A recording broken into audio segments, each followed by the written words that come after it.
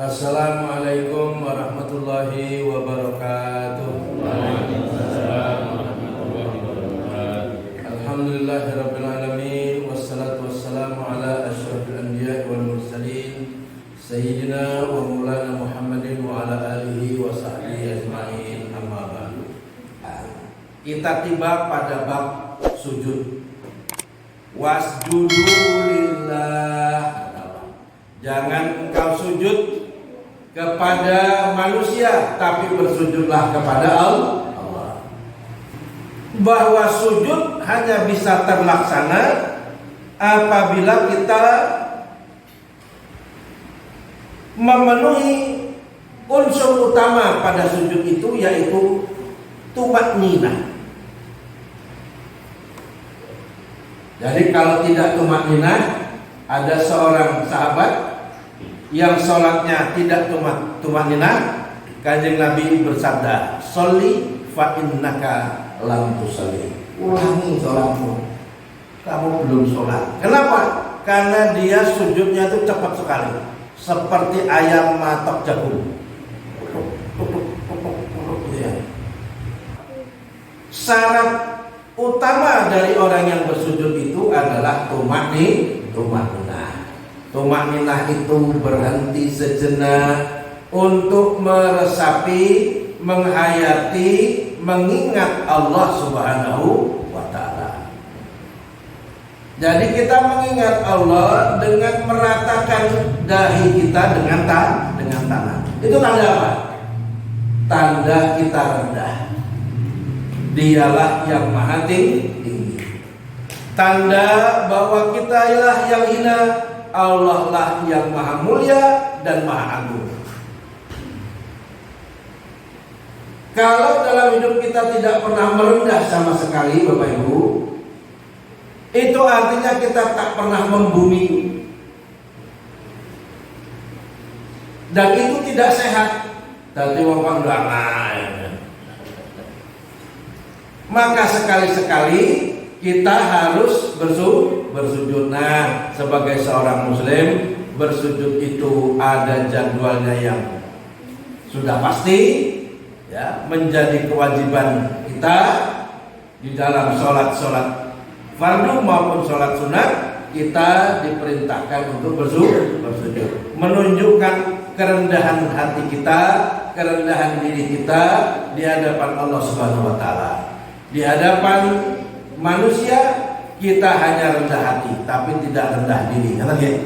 Tapi di hadapan Allah kita rendah hati dan rendah diri. Dua-duanya. Di hadapan Allah kita adalah makhluk yang banyak dosa, sering berbuat khilaf. Bapak Ibu yang dirahmati Allah, perasaan kita tidak ganggu orang, tapi kita tidak mau ke masjid. Tidak mau ke masjid itu sebagai seorang muslim sudah dosa ke orang Allah.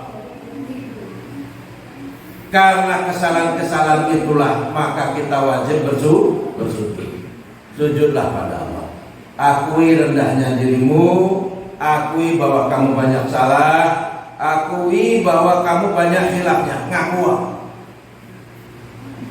Tidak mengapa manusia memang sering khilaf, tidak mengapa manusia sering salah.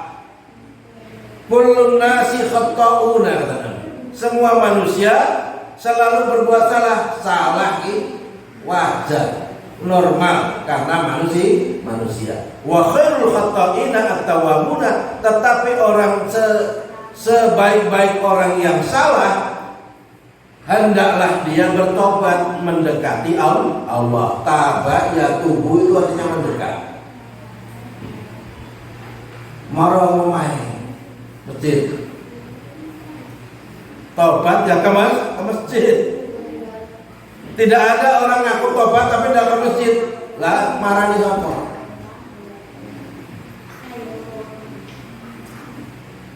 Karena kata-kata tobat berasal dari kata-kata taba yatubu, artinya mendekat. Illa man taba wa amana wa amila amalan sholihan, ya, gitu ya dalam surat Al-Furqan itu. Allah mendefinisikan makna taubat. Nah, Bapak Ibu yang dirahmati Allah, Begitulah filsafat sujud.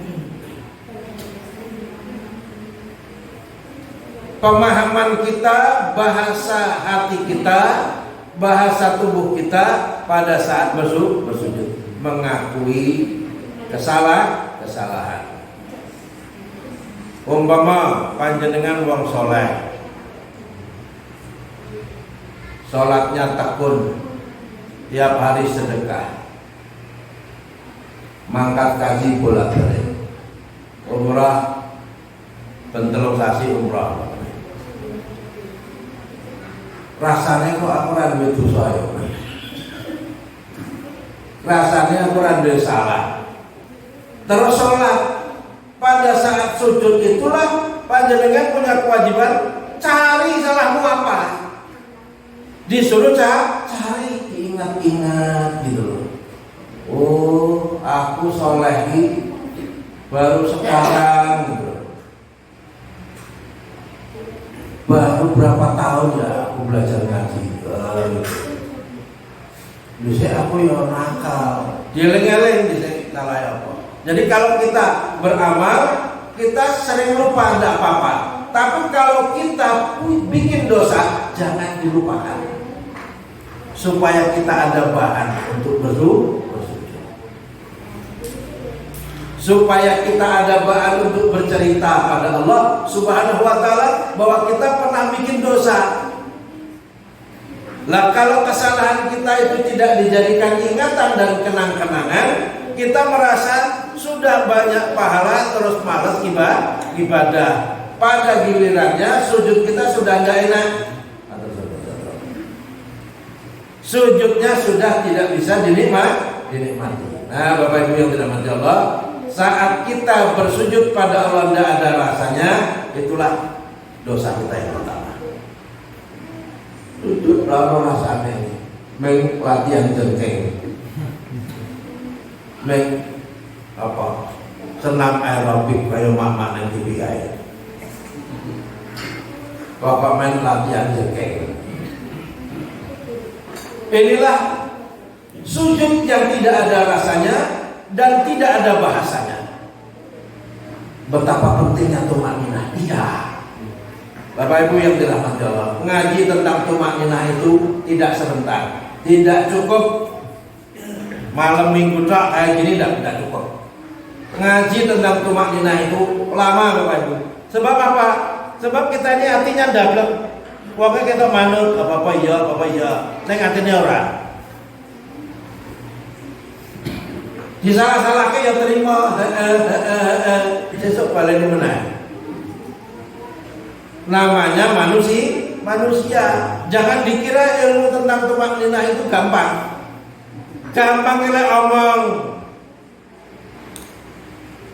Tapi melaksanakan tumakninah itu tidak segampang yang diajarkan. Mari Bapak Ibu, kita lebih tekun lagi di dalam menekuni sholat kita sehingga rasanya semakin enak. Jadi patokannya ya Bapak Ibu, piye sholatku wis apik burung, ndak usah diukur sedakepe miring ngisor apa dhuwur, ndak usah gitu ya. Nek pas ruku nyawang sikile apa sajadahe apa tempat sujud apa kaitane sing ngarep, ndak usah begitu. Tidak penting melihat apa, menghadap apa itu tidak penting. Tapi tumakninah itu artinya mengingat Allah, menghadap Allah. Walaupun kita menghadap kiblat, menghadap Ka'bah sejatinya. Walaupun kita berada di Masjidil Haram, lihat Ka'bah besar sekali, tapi kita sedang meyakini menghadap Allah. Tidak ada Nabi mengajarkan kalau menghadap Ka'bah itu berarti kita menyembah Ka'bah. Boten. Tidak sama sekali. Ka'bah itu cuma tetenger, cuma arah saja. Memang dia punya sejarah, memang dia punya karomah dan sebagainya. tetapi kita tidak sujud menyembah Ka'bah, kita menyembah Allah Subhanahu wa taala. Apa meneh sing adoh saka Ka'bah. Neng kampung Pocong ya. Ngasih arahe masjid karo arahe sujud gitu. Masjid itu tidak digarisi. Tapi yakinlah bahwa yang kita sembah bukan Ka'bah. Yang kita sembah adalah Allah Subhanahu wa taala. Dalam tumakninah kita. Jadi kalau imam sujud di depan ini gitu Bapak Ibu, Ustaz Sigit sujud di sini agak lama. Jangan ojo protes. Mengapa? Karena beliau sudah ngajari kita tumakninah. Anteng sejenak. Tidak lama kok. Orang ngasih seperempat jam orang. Ngerti, ngasih seperempat jam mesti mau gawani sendal. Imamnya tahu kok. Ya, tidak lama-lama. Paling lama 1 menit sudah. Orang sujud itu pasti tidak kuat lama-lama. Suwe-suwe yo ngeluh. Nggih mboten. Suwene kaya apa wong sujud? Ndak usah suudzon sama imam. Biarkan imam itu sujud, kita manut patuh sama imam. Insya Allah kalau imamnya sudah mulai ngeluh kan ya mengko linggo. Ora bakal sujudnya suwe awet suwe ndak. Percaya. Tapi kalau lebih lama dari biasanya berarti kita memang diajari oleh imam, dilatih oleh imam untuk tumakninah. Penting sekali tumakninah. Tapi nek rukuke suwe sithik neng mburi imam ki akeh suarane.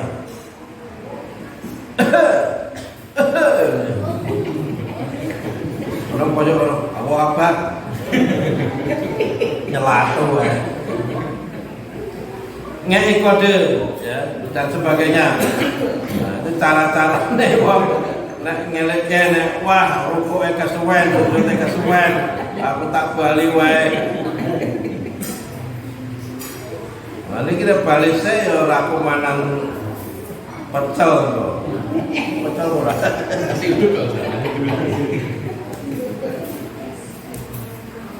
Baik Bapak Ibu yang dirahmati Allah, Kanjeng Nabi mengajarkan kepada kita setelah itu anggota-anggota sujud.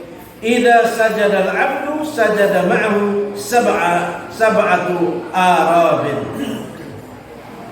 Kalau seorang hamba itu sujud, maka yang sujud itu 7 anggota badan. Pertama, wajahuhu, wajahnya. Entah jidatnya, entah ubun-ubunnya, hidungnya, pokoknya wajahnya gitu ya. Wa kaffahu, 2 telapak tangan. Wa rukbatahu, 2 lutut. Wa qadamahu, dan 2 kaki. Apa itu namanya? Telapak kaki gitu ya. Qadam itu dari jempol sampai tumit itu qadam.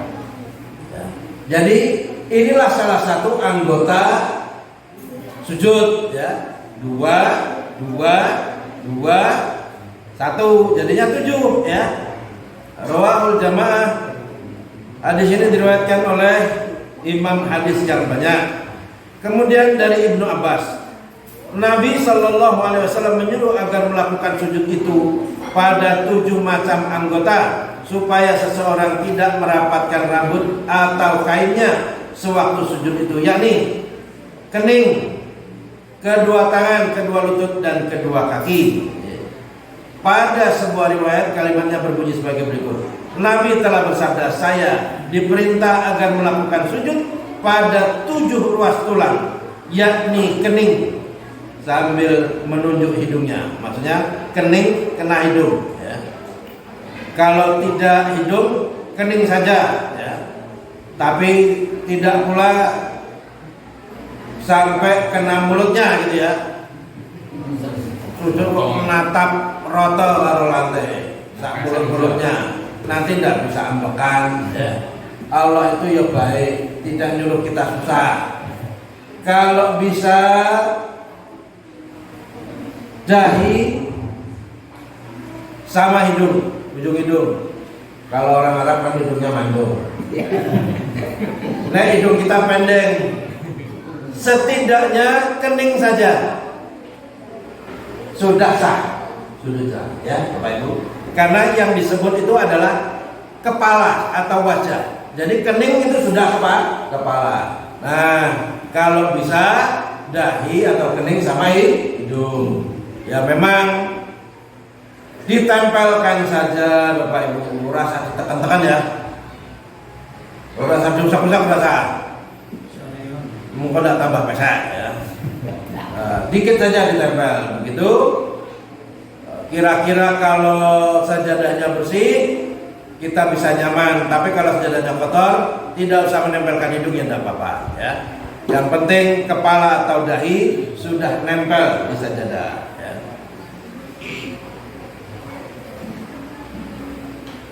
Dari Abu Humaid anna Nabi sallallahu alaihi wasallam kana idza sajada amkana anfahu wa jabhatahu minal ardi.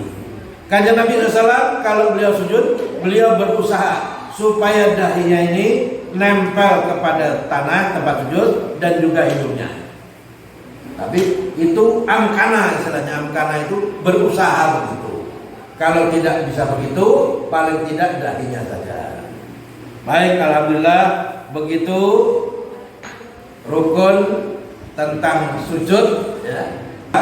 A'udzubillahi minasyaitonirrajim. Bismillahirrahmanirrahim. Alhamdulillahirabbil alamin. Allahumma shalli wa sallim barik ala sayyidina Muhammad wa ala ali sayyidina Muhammad. Allahumma arhamna bil Qur'an waj'alhu lana imaman wa nuran wa rahmah. Allahumma dzakkirna minhu ma nasina wa 'allimna minhu ma jahilna warzuqna tilawatahu wa na'lamu wa tarafanar waj'alhu hujjatan lana ya rabbal alamin. Rabbana atina fid dunya hasanah wa fil akhirati hasanah wa qina adzabannar. Walhamdulillahirabbil alamin.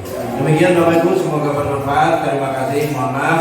Wassalamualaikum warahmatullahi wabarakatuh.